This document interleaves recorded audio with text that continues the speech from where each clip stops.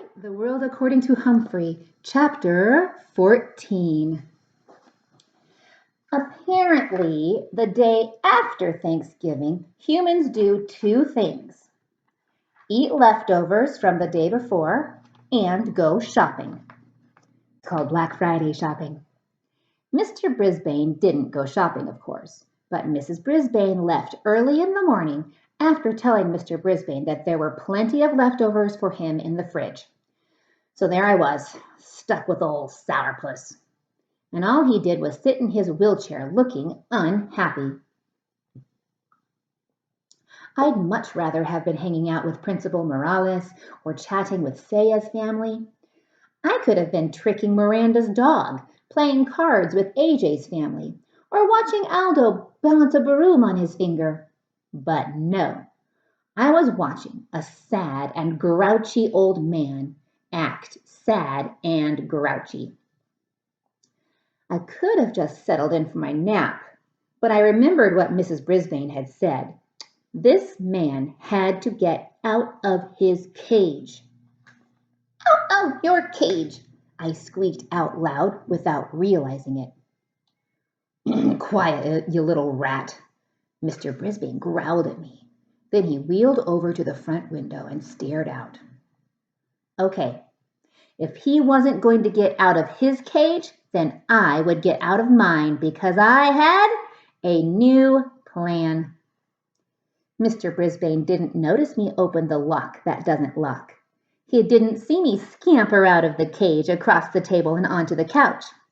He didn't even think about me until I stood in the middle of the living room and squeaked, "Catch me if you can!" I know he only heard me squeaking, but I sure got his attention. He was so surprised. He was as surprised as could be to see me there. "How did you get out? And how am I ever going to get you back in?" He rolled toward me. "Come on, whatever your name is, let's get back in the cage."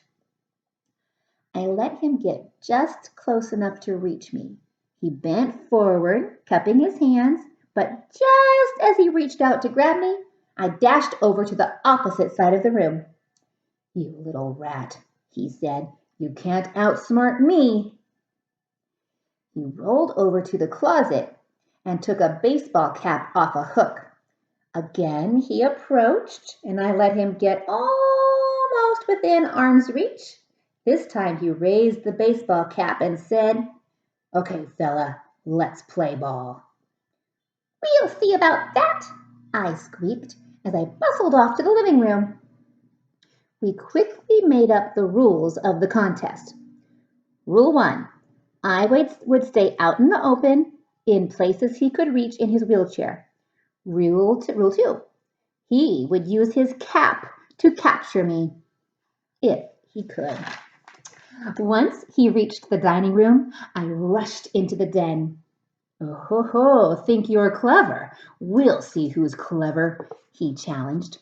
From the den, I scuttled over to the hallway. By now, Mr. Brisbane's cheeks were pink and he was almost smiling. "You're smart, but you won't win this one." This time, I let him get that cap within a whisker of capturing me, just to keep the game interesting. Then I scurried back to the living room. But before he followed me, Mr. Brisbane slammed the bathroom, bedroom, and guest room doors. He was limiting my range of possibilities. Pretty smart. So he can't escape into those other rooms. In the living room, I decided to make a bold move. I hid under the couch. Then I let Mr. Brisbane stew for 5 minutes. That means just sit and think about it for 5 minutes. "Come here, Humphrey. You'll have to come out sooner or later," he called, and I thought he didn't know my name. He shook the curtains and pushed the chairs to see if he could scare me out. Too bad he didn't think of using sunflower seeds like Mr. Morales did. Yum. I finally got kind of bored, so I made a dash for the dining room. Mr. Brisbane followed, and this time I let him scoop me up in the cap. "I win," he shouted triumphantly. He was beaming with pride as he stared down at me. But you were a worthy opponent. He put me back in my cage and I scrambled into my sleeping house. I have to admit, the game had made me a little drowsy. I don't think it was very long before Mrs. Brisbane returned, carrying several shopping bags full of packages.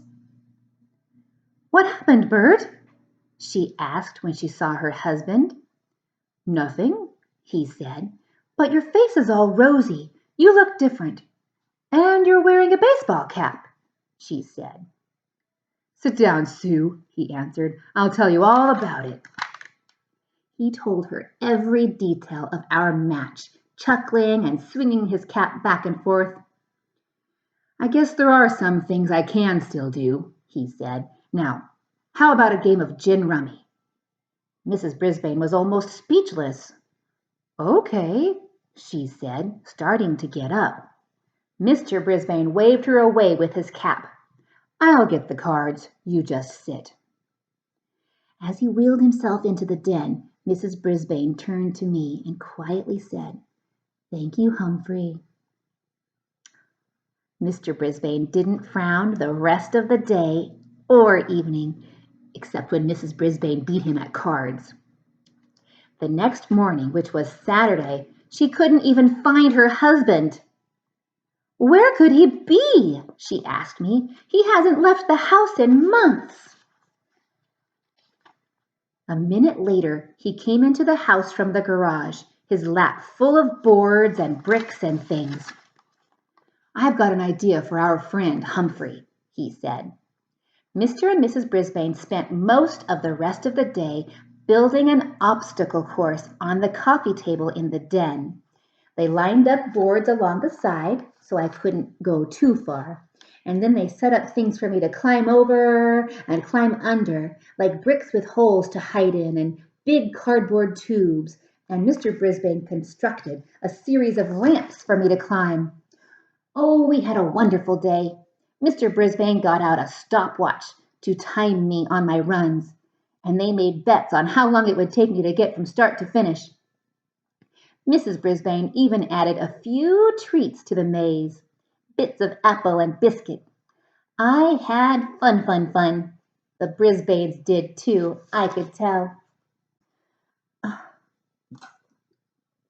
On Sunday afternoon, the Brisbanes invited their neighbors over to watch me run my maze. Mr. and Mrs. Robinson brought their 5-year-old twins along. "Glad to see you looking so happy," Mr. Robinson told Mr. Brisbane. "I think he's finally feeling better," Mrs. Brisbane whispered to Mrs. Robinson. Mr. Brisbane looked a little vinegary again on Monday morning, though, a little sour. "Why can't we keep him here, Sue?" he asked. "The children would never forgive me if I didn't bring him back," she told him. "He's really their hamster. But," she grinned, "there's a 2-week Christmas vacation coming up soon. I think Humphrey better spend it here." Could I believe my cute furry ears? She liked me so much she actually wanted me to come back. This was a whole new Mrs. Brisbane, one who liked me. By the time Mrs. Brisbane and I returned to room 26, I was pretty tired. But it was a good tired, and I knew I could rest up from my weekend during recess. I'm so glad Humphrey is such a special hamster. He's made a difference in so many people's lives, hasn't he? All right, tip number 14. Hamsters should be let out of their cages to run in a closed environment for an hour or two at a time, like recess from their cage.